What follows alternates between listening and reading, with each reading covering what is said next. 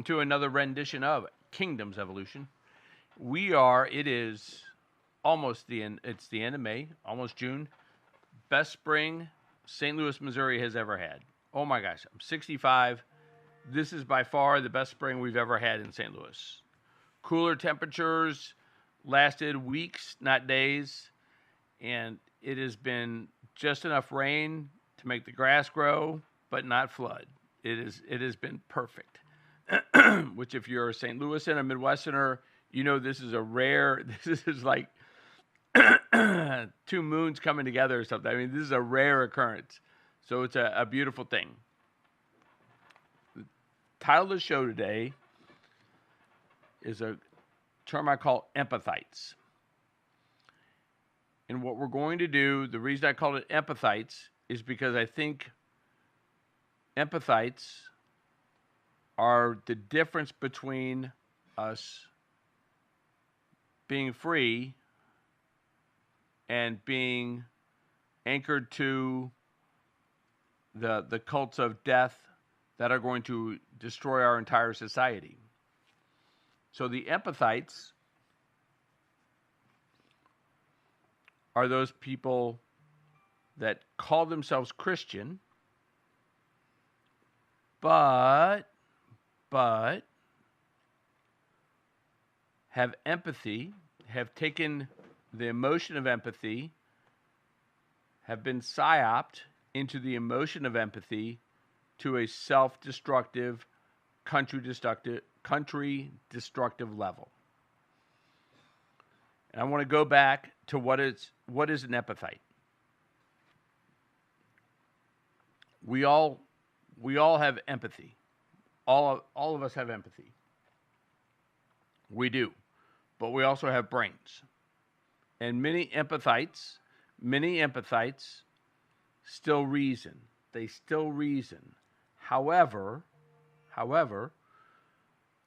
the emotional side of their brain, the empathy side of their brain, the psyopt part of their brain has been massaged since a very early age, and their ability to reason, to do the things that are needed, are overwhelmed by the empathy, by the psyop of empathy, and what it's done to their emotion, their brain, their intelligence. So we're going to target, and we're targeting the empathites for a very specific reason. And I want you to understand this because we all know we have to be able to converse with an empathite. And we're going to kind of walk through this show to see if there isn't a way, a slow way, to grow the reason side of an empathite's brain so that it can manage the disease of empathy, the empathite's diseased brain. Because that's what it is. It's a psyopt, it's a compromised brain. That's what an empathite is. They have a compromised brain. And we're not going to be able to get to all the empathites. It's not going to happen.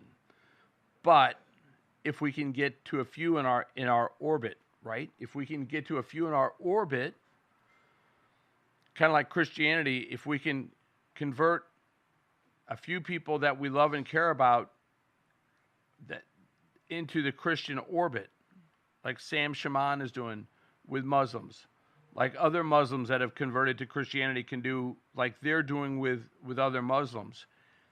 If we can convert enough of the empathites, because this should be low-hanging fruit. The empatite should be low-hanging fruit because they're good people. They're good people. And what has happened to them is the psyop of the Democrat Party, the national news media, the local news media, teachers. Think about, and I'm going to go over a couple of things of the psyop that have created the empathite population within America. Now, I'm 65. So if you go back and you study, you look at, and I'm going to bring this closer to home so you all understand what I'm talking about. Think about United Way. When United Way first started, it was a major psyop, and they used guilt. They used guilt as a functioning weapon to increase their donations. So they would go through office buildings, and it was very public in the office and where you worked on how much you gave to the United Way. If you didn't give to the United Way, you were a bad person at your office building, people you work with, and therefore you kind of like all the other things that you did came down to the United Way, because these companies would have major competitive money drives for the United Way, and whatever a company gave to the United Way was everybody knew how much you contributed. So think about this in the office, in the workplace. The guilt that somebody didn't give enough, the reward that somebody gave the right amount or more than enough. So they were able to use those two, guilt and reward. They were able to use those two weapons in the PSYOP for United Way to dramatically increase the amount of money that was given to the United Way. Fast forward to the PSYOP that was COVID. Now, do you remember COVID in St. Louis? Because I remember COVID in St. Louis. When COVID first got here, remember what they did to that family in West County? The father was a medical. He did something with medical sales, medical equipment, and he had his daughter trained in from Italy. And she get, COVID was already there. It's quarantine. Everybody's bad and evil. We're better off letting the COVID people die. Well, this father didn't think that letting his daughter stay in Italy was going to be good for her health. So he brought her home. She didn't seem deathly ill, and they had a party. Bad decision. Bad decision. Should have canceled the party. But they had a party. And then it came out that she had COVID. And everybody, do you remember the media? I don't know if any of you remember the media, but this guy was Satan, turned into Satan walking. The media destroyed his life. Destroyed it. No one knew jack shit about COVID, but the fear was off the charts, right? And so everybody attacked this guy and his family and basically destroyed their lives. I don't know his name, can't go back through it, but I remember thinking like, well, that wasn't very intelligent. But you know what? It probably in the course of evil things to do, this probably does not rank up there very high. And as we found out, for young people, COVID really was a cold. It wasn't for young healthy people. COVID rarely resulted. Not that people didn't die, because people die all the time, but very few young healthy people died from COVID. Very few. And I'm sorry for the people that did. I am.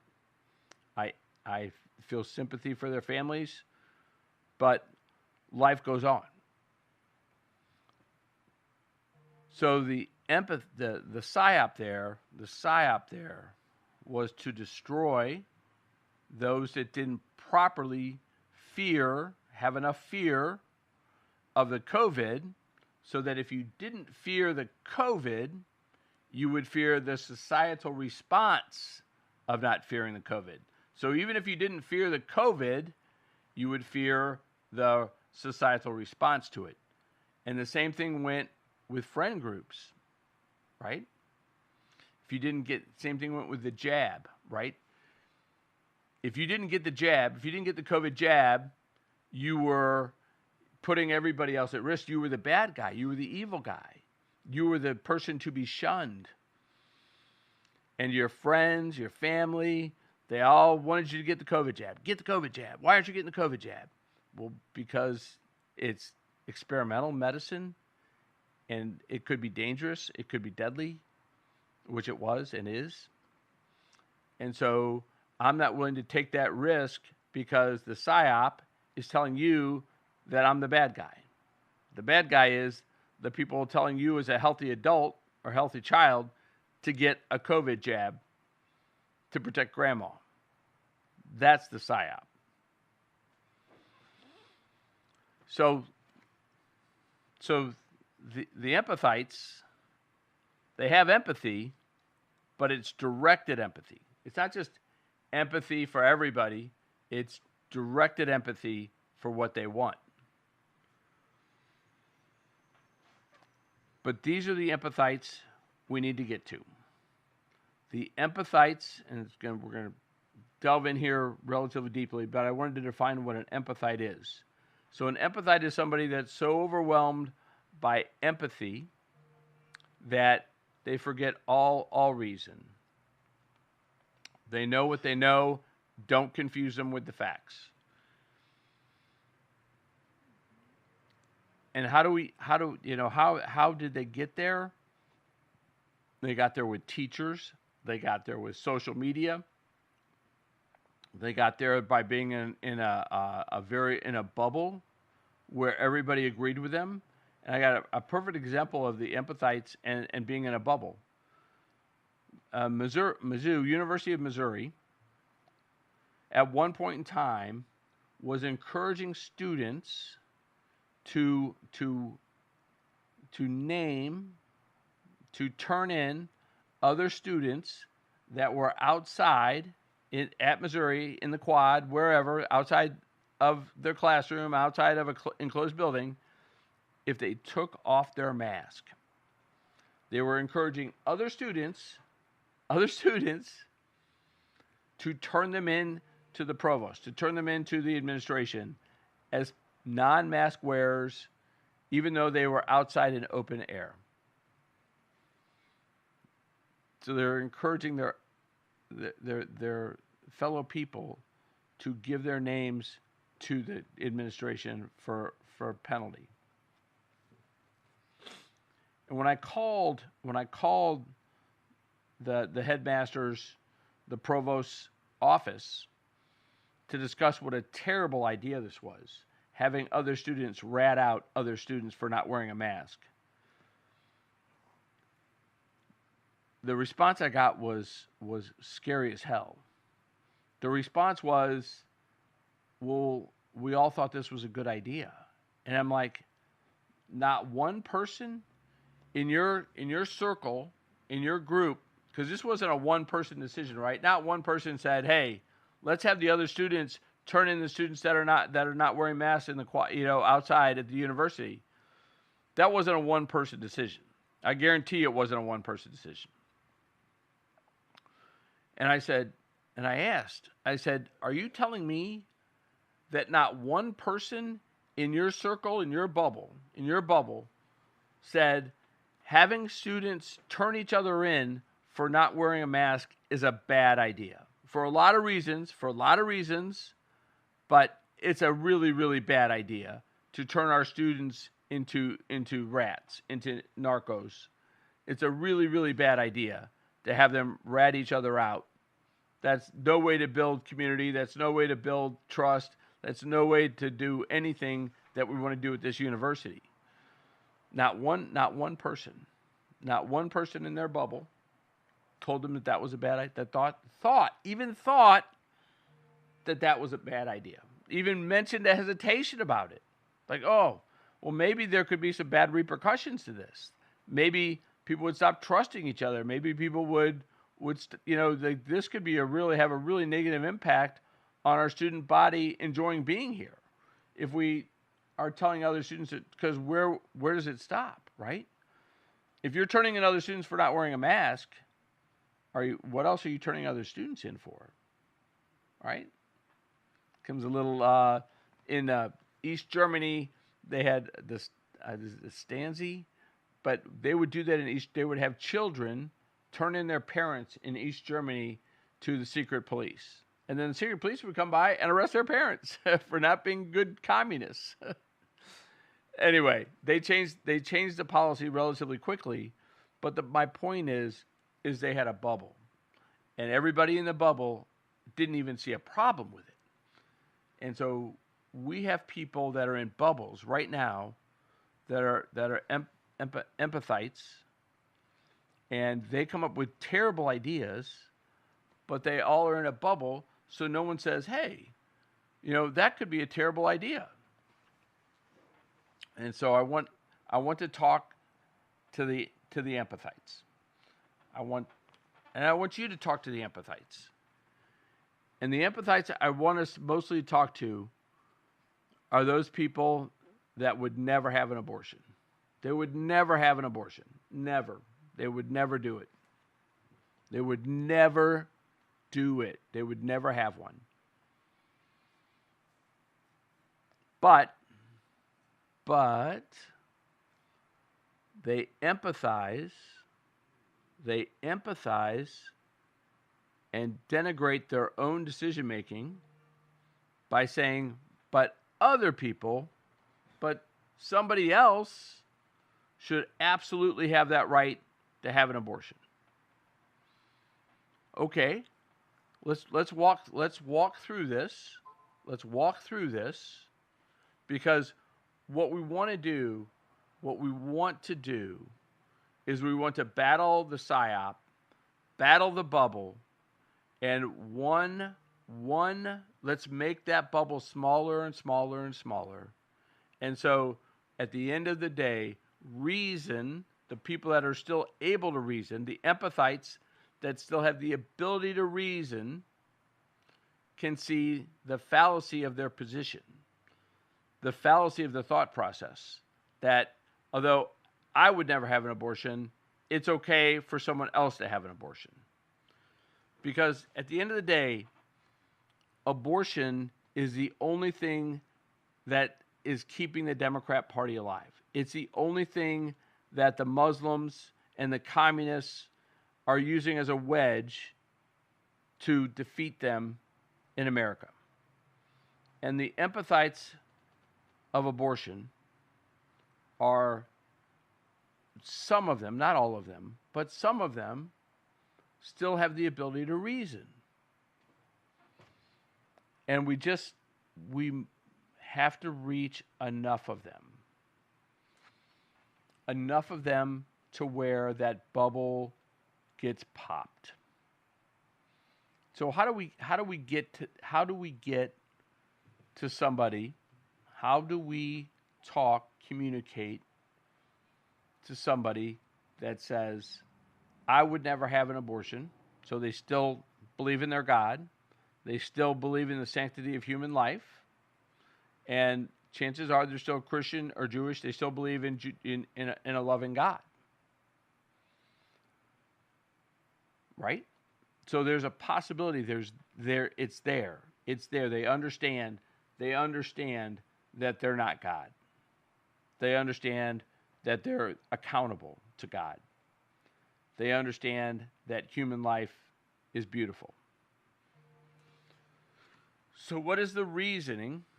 What is the psyop that they've been afflicted with that tells them, although I would never have an abortion, I wouldn't want to tell somebody else they couldn't have an abortion. So that empathy for somebody else having an unwanted or untimely pregnancy is what drives them to believe that they shouldn't stop someone else from being able to make that decision. Okay. All right. I get that. So here's the problem. Why wouldn't they make that decision? Why wouldn't you have an abortion? Well, because it's wrong. Okay. I get that. It is wrong. I've been terribly wrong about abortion most of my life, and I was wrong. So now now you see that abortion. So for you, abortion is wrong because it's murder, and you would want your baby to have a chance at life. Correct? Yes, correct. I. You would be offending your loving God if you had an abortion. Yes. So you would never have an abortion. No. All right. But you don't want to tell somebody else that perhaps doesn't believe in God that they can have an abortion. That if it makes sense for them, although you would never have one, you're telling them it's okay. Yes. Why? Why? Why is it okay? Why is it okay for them to have an abortion and not you? Why can they kill their baby and you can't? Why does it make it okay for them? You believe in God? Yes.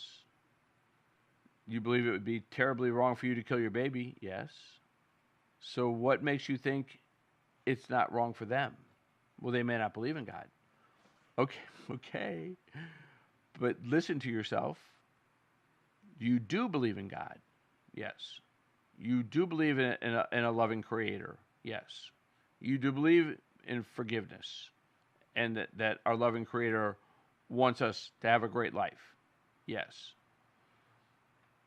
Do you think the God that you believe in wants anything different for that other woman? No. Okay. So, or her baby? No. You don't. You don't believe that. You don't believe that your God just wants you to be happy and you to have a great life and that your God loves you. You believe God loves that other woman, and you also believe that God loves her baby. Right? Yes, I do. So you think it's a tragedy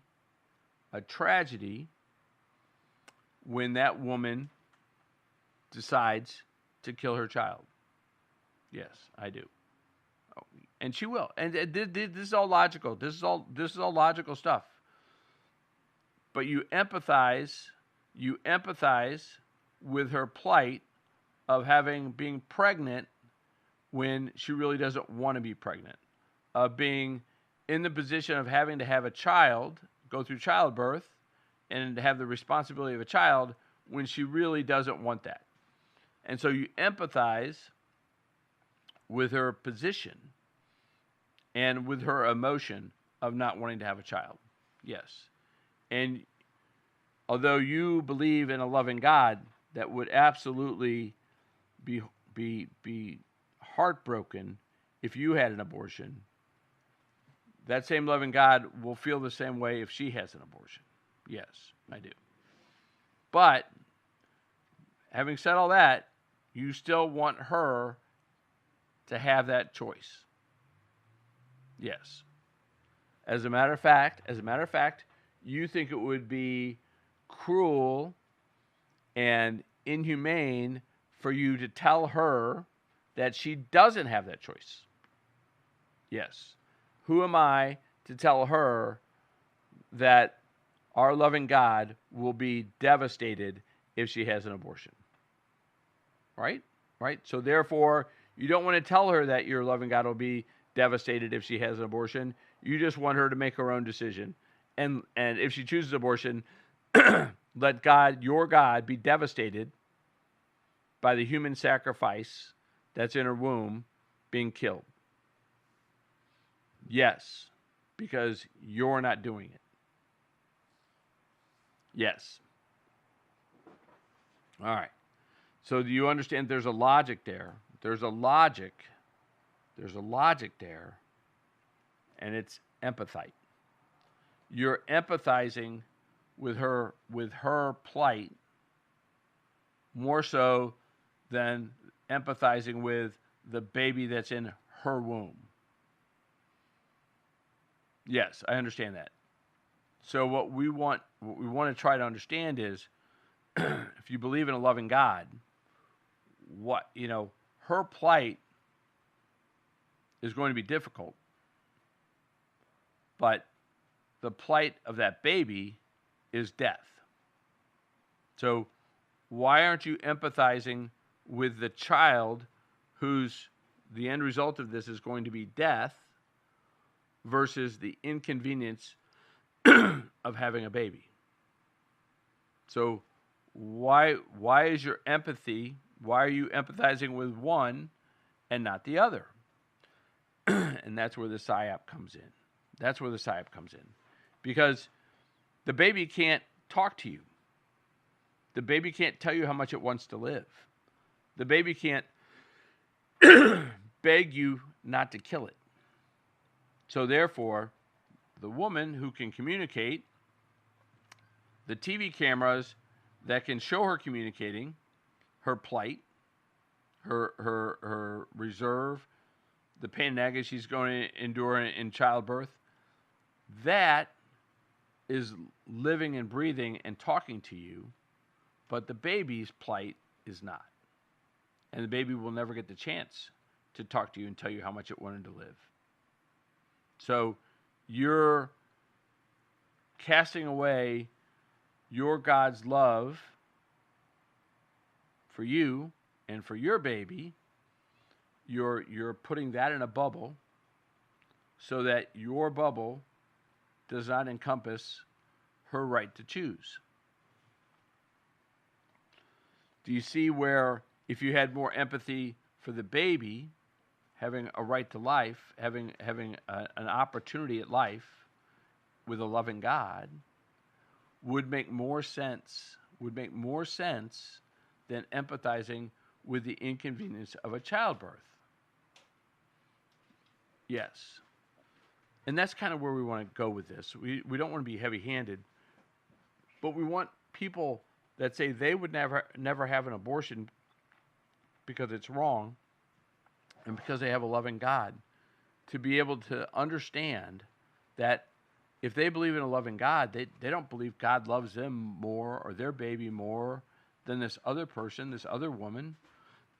God loves her. God loves her baby. God doesn't love her any less than you. God isn't going to be any less devastated if she has an abortion versus you having an abortion. Right? Correct. That is correct. 100%. So I think if we kind of go at that to start massaging the reason and the intellect and the the imbalance of the empathy that women have for women that are pregnant. The imbalance of women that would never have an abortion, the imbalance of the empathy for the woman that can talk and communicate, has had a life to live, is living their life, is breathing, eating, enjoying the beauty that is God's world, versus her baby that's about to be killed and not even have a chance at it. If we can just move that needle, just move that reasoning, enlarge that reasoning part of their brain, because it's not logical. It's not logical. There's so many things about abortion that are not logical, that are definitely make it part of a PSYOP. But they use the PSYOP, the pressure, the same way they used it for United Way, the same way they used it for COVID. Guilt. Who are you to tell somebody else? Who are you to tell somebody else what they can do with their body? And I have an answer for that. Well, I'm nobody. I'm nobody to tell somebody else what they have to do with their body. I'm nobody. But I am part of America. I am part of society. And this is what I want you to understand. If it were a woman's choice, because this is coming up in an election in Missouri about abortion, and we have to win this election. We have got to win this election to stop abortion. We've got to win it. We've got to win it for those babies. And it's got to be through logic and reason and going after the empathites that would never have an abortion. If you would never have an abortion, then what on this green earth makes you think it's okay for someone else to have an abortion. And they'll go, well, it's her choice. This is the key, and I want you to understand this. If abortion were a woman's choice, why are we voting on it? Think about that for a minute. If abortion were a woman's choice, then why are we voting on it? We're voting on it because it's not a woman's choice. It's not. If abortion were a woman's choice, I would not be involved in it. You would not be involved in it. No one would be. We wouldn't be having a vote on it. Right? If a woman could choose to abort her baby, then the baby would die. Right? She could physically make the baby die by herself. That would be a woman's choice. A woman's choice is whether or not to have sex. That's a woman's choice, and that should always be a woman's choice. And we'll get back to that in a minute. But to have sex should always be a woman's choice. But whether or not to kill a baby, that's our choice. That's our choice as a society, because it's not the woman that's choosing to kill her baby. It's us choosing to allow it. And you're like, oh, Joe, that's so rough. That's so like, who do you think you are? It's just the truth, right? It's just the truth. Why are we voting on it? Why are we voting on abortion? Why does anybody else have a say in it but the woman? If it's her choice to have an abortion, have an abortion. Why are we voting on it? We're not voting on whether or not to charge a woman that has an abortion with a crime. We're voting on whether or not we provide that society provides the necessary services, clinics, licensing, doctors, nurses, medicine, weaponry. We're voting on whether or not we as a society are choosing abortion. So the woman that would never have an abortion for herself, we're becoming that. That's what you're voting on. You're voting to empathize like the Empathites. That's all it is. You're voting on whether or not that woman who's pregnant, who's got a child in her womb, child of God in her womb, has the right to kill that child. But more importantly, you're voting on whether or not the doctors, the nurses, the clinics, the weaponry can all be licensed by you to do it. That's what you're voting on. Whether we as a society are choosing to kill that baby or let it live. And we don't have that right. We don't have the right as a society to kill that baby. We do not have the right. When I was growing up, so I don't know when Roe versus Wade was, 65, 66, so I was already born. So I was not a choice. When my mom got pregnant, I was born in 61. I know that was before Roe versus Wade. But she didn't have a choice. She was going to have me. She didn't. You know why she didn't have a choice? Is because there were no doctors, no clinics, no places that my mom could go that would kill me. So my mom couldn't ask a doctor or a nurse to kill me because there was no doctors or nurses that would kill me. And there may have been some doctors or nurses in some shady places that were willing to kill a baby, but they weren't licensed. They were not licensed to do so. They were not legally allowed to do so. We didn't, as a society, tell them that they could do so. They did so like a drug dealer. They did so like a thief in the night. behind closed doors in quiet circles. And a lot of these places were in very poor areas. And the secret was because the wealthy, the Margaret Sangers of the world, the eugenicists that didn't like black people, helped fund abortion clinics in poor areas. They gave services to women that wanted an abortion in poor areas so that they thought, the women thought, their lives would get better without it. Their lives would be burdened by a child, even though there's adoption.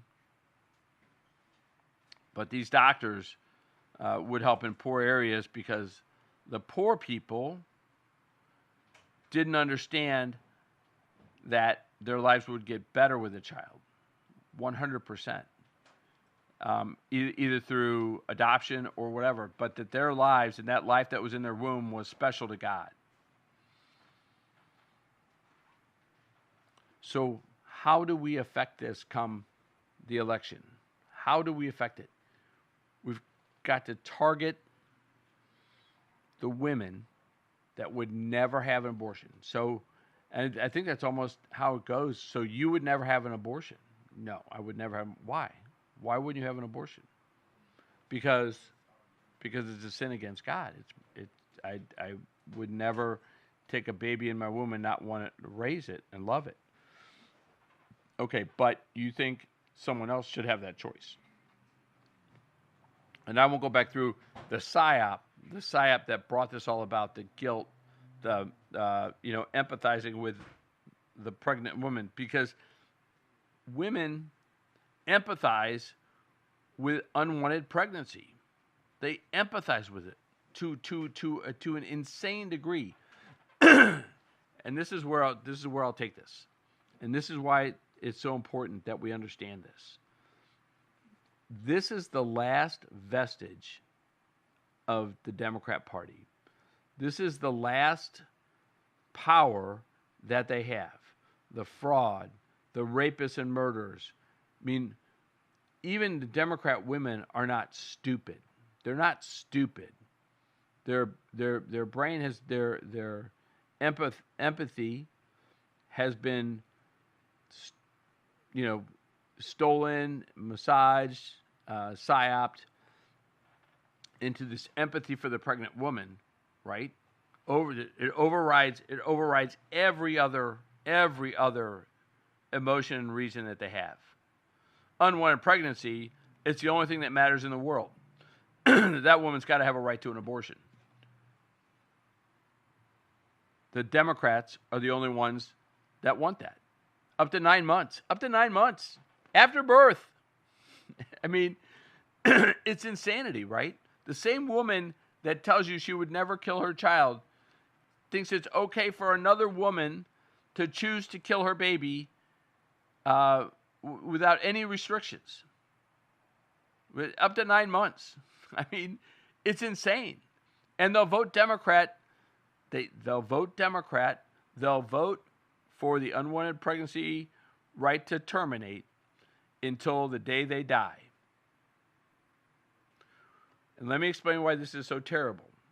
This is what has allowed the Democrat Party to still be alive and destroy our world in city after city after city, St. Louis, Chicago, New York, LA. The only reason the Democrat Party has any power at all in America is because of abortion. That's it. Because the same woman, the same girl, same woman that would sell everything, would give anything for that woman to terminate an unwanted pregnancy. That same person wants to compete, wants to build, wants to create. The same woman, the same human being that says it's okay for that unwanted pregnancy to be terminated, to be killed, that same person believes in 99% fraud is wrong, lying is wrong, murder is wrong. They believe in all those things. They believe in all those things with us. They're 100% in agreement on that. but we're against abortion. And it's like a live wire. It's like the third wire on a subway car. Oh, you're against abortion? Well, I can't vote with you. Whoa, wait a minute. So you work hard. You hate the fraudsters that are stealing from you. You hate the rapists and murderers that are here. You hate the Islamists that believe in child rape and murdering people that don't believe like they do. You hate all those things. We're 100% agreement on that. But you're going to vote Democrat because all these other things don't matter. Don't matter. They're terrible things, right? They're terrible. Sex trafficking, child rape.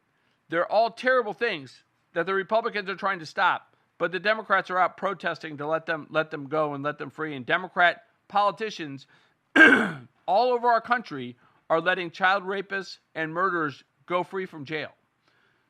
But you're willing to vote for all these bad people that are letting bad people go, that are making bad things happen to you and your neighbors.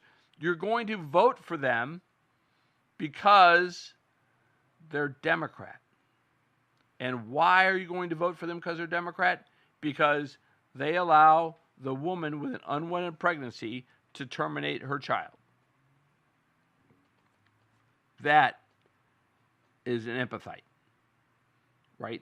They have grown their empathite mentality to such an extent that it disallows any reason, any ability to reason from entering their brain and overpowering their bubble. And what I want, we need to get to them. We need to talk to them. And they don't want to talk to you. They don't want to talk to you. I know, I get it.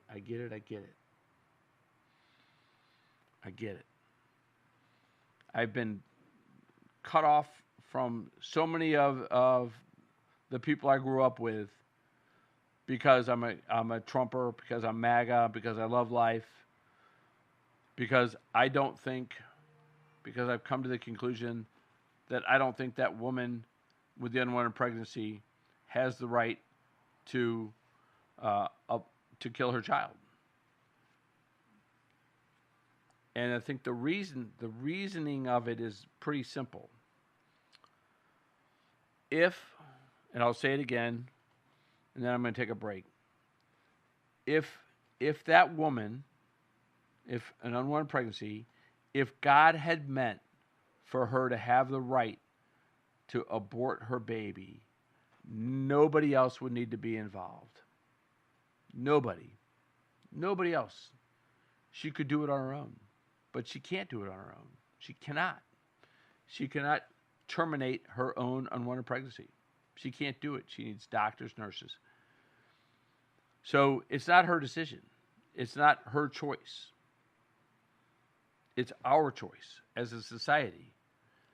And by us as a society allowing her to terminate her pregnancy, we as a society, doctors, nurses, we are allowing murder to happen to babies. And what do you think God is going to, at the end of the day, do to a society that kills its own children, that says that children don't have a right to have a life? God is going to turn his back on us, her back on us, God's back. God's all things. God's going to turn, the Creator's going to turn away from us. God doesn't have a back. God doesn't have a front. God is spirit. I don't know what God is, but God's beautiful. But God's going to turn away from us. And we don't want God to turn away from us. We want God to grace us, to give us everything we want, to have great lives for our children, for ourselves, for our grandparents. We want our lives to get better. Our lives get better with children. Our lives get better, more stars in heaven that we have in Missouri and St. Louis. Does it get worse? We should turn our thoughts and processes back to making sure that we have great lives for our children, great lives for our working men and women, great lives for our grandparents. Not that they don't get a life, not that they never have a chance at it. We're voting on it because it's not her choice. It's our choice. And we should make that choice properly when election time comes. All right, I'm going to take a quick break, and we will talk. I'm going to check my notes, and we'll talk more about the Empathites and how we defeat the Empathites, because the Empathites are going to destroy our country. And we don't need all the Empathites to join us. We just need enough of the Empathites to join us, enough of the Empathites to understand that God loves. And I think those are the number one target for us, guys. Because I had a different opinion about abortion when I was younger, but it took Charlie Kirk for me to understand that human life begins at conception. And what an advocate. And I cried, and I cried. But human life begins at conception. And we as a society have the absolute obligation to protect that life. And the Empathites, we need to bring them over to our side of the table so that they understand that the baby that's in their womb is loved by God as much as the baby in the womb of the unwanted pregnancy. And that them thinking that it's wrong for them to tell another woman with an unwanted pregnancy that she can't have an abortion is not wrong at all. It's absolutely 100% right, and it's the right thing to do for everybody, but especially that baby. And what should we go back to? Let's see. Let's go back to, we'll turn up a little music, and let's do, how about, no. Oh, I like this one. Thanks to Fred Morrill, Fred Conway.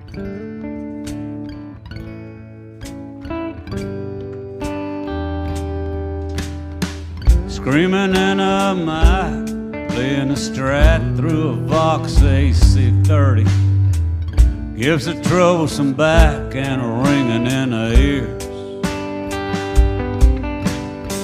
A last band covered the Clash, the Kinks and the Replacements. Seems my soul is as misspent as my years. I got a Princeton reverb, it's in an old ample case.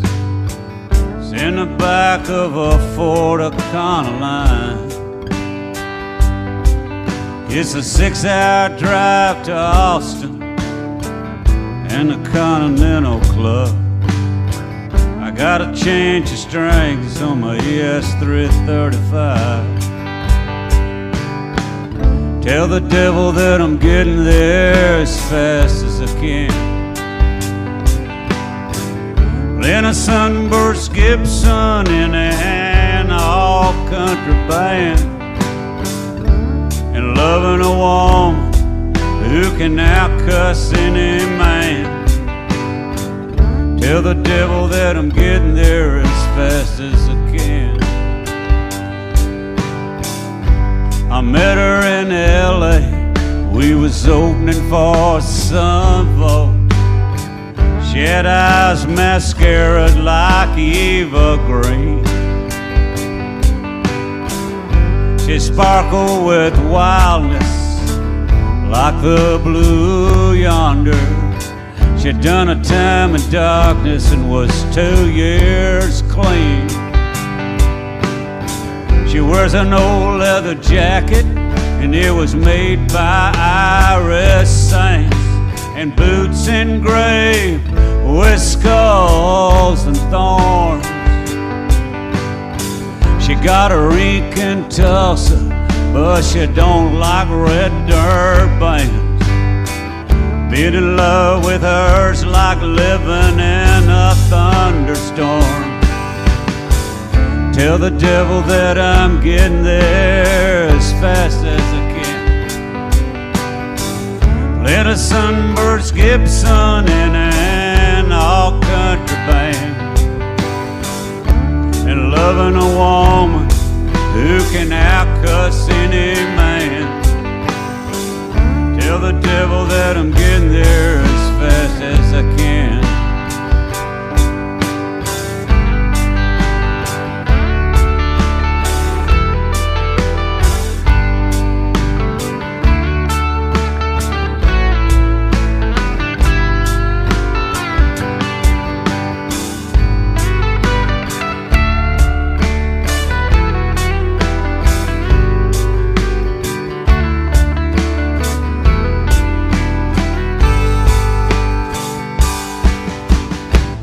Now the faithless live and graze in faded purple, and the gamblers never bet on 12s or 2. The drunken poets disappear into deep shadows, and the rock and roll believers sing the easy rider blues. Tell the devil that I'm getting there as fast as I can. Playing a Sunburst Gibson in an all-country band, and loving a woman who can outcuss any man. Tell the devil that I'm getting there as fast as I can.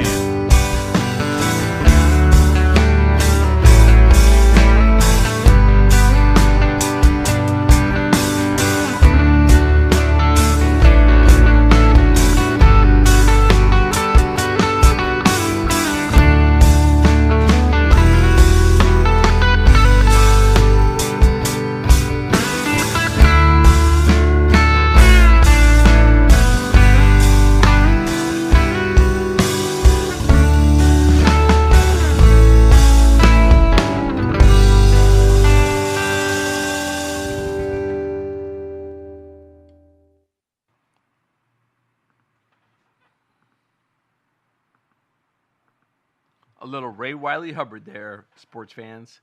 Thank you, Fred Morrow, for turning me on to Ray Wiley. We used to sing some great songs in the basement in the day. I'll end the show with this. The Empathites have been turned from abortion, so they use the wedge of abortion to destroy every other part of our society, because they get enough people to vote Democrat who would never accept any of these other failures, the cheating, the lying, the killing, the hating, the deaths in the city of St. Louis, the deaths in Chicago, the murders, illegal murders and rapists.